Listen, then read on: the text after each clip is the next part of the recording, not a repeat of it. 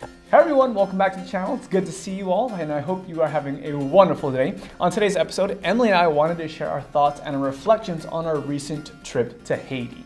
As many of you guys know, 2018 is a year that we are dedicating towards doing mission work, traveling around the world and trying to tell stories of how God is working through people just like you and like me. And we want to share those stories in a way to help you realize that there's something that you can do all the way from home as well. So before we dive into this, babe, what were your thoughts when you first heard that we were possibly going to be going to Haiti?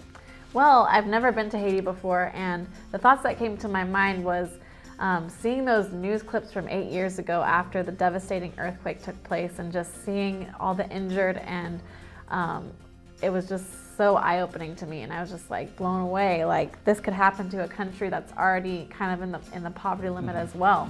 And what we saw was that there's still a lot of lingering effects. You know, Haiti has been a place that's been largely destroyed by natural disasters. There's a lot of poverty, not to mention all the people that have kind of just exploited and taken advantage of the local people. And so there's a huge need there. There's a lot of challenging situations there, but there's also a lot of beauty. Not only are there just like beautiful people there, like super inspiring people that just have so much grit and determination and are just amazing people, but we also got to see some of the beauty of Haiti as well.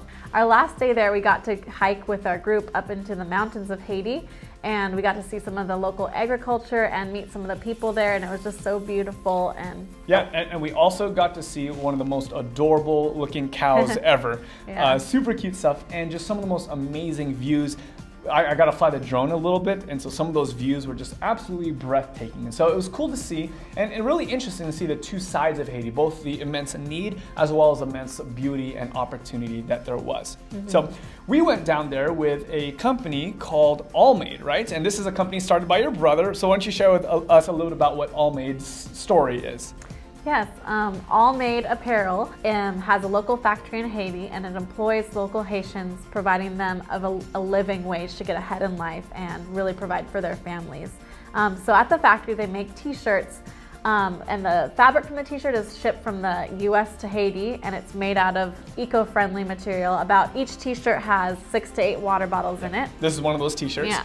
And so one of the things that All Made is doing is actually providing jobs for these people. And on average, these individuals will make anywhere from 3 to 5 times as much as their counterparts. And on top of that, they're going home and they're supporting sometimes as much as 8 of their family, their friends, and their neighbors because of the job that All Made is providing for them to have. And so it's really cool to see that. We actually got to go to the factory, see these people working hard. We got to see where they were cutting the t-shirts, they were sewing it up, and it was really cool to see just on a practical level what this company is doing to create change. So one of the things that I was really surprised to learn about when we were in Haiti was this concept of an economic orphan. Remember hearing about this?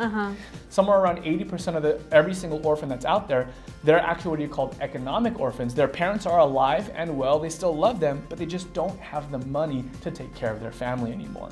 Yeah, really astounding, because when we think of orphan in the United States or the foster care system, we think, oh, they just didn't want to have a child, or it was a teenage pregnancy and she couldn't provide. But yeah, it's a lot different down there.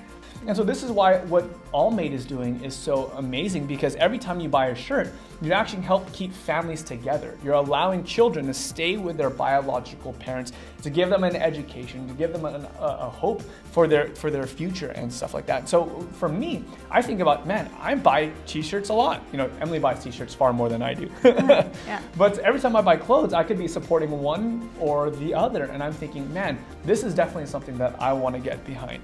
There are multiple ways to impact the world.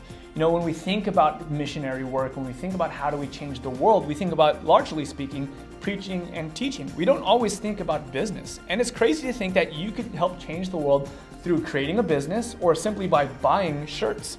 So if any of you guys would like to learn more information about All Made and how you can get involved and to see all the amazing stuff that they're doing, we want to encourage you guys to check out their website, allmade.com. I know for me, I'm trying to trend where like 100% of the shirts and the clothing that I wear is going to be made by All Made or similar types of factories. Because if I'm going to end up spending my money here, why not end up supporting people who are doing something bigger as well? So not saying that you have to do it or that you should do it, but it's definitely something I want to challenge you guys with. Think about your purchasing power, because there's so much that you can do even in just that little decision as well. But until next time, we're That Christian Vlogger, and we encourage you to experience faith in the first person. God bless.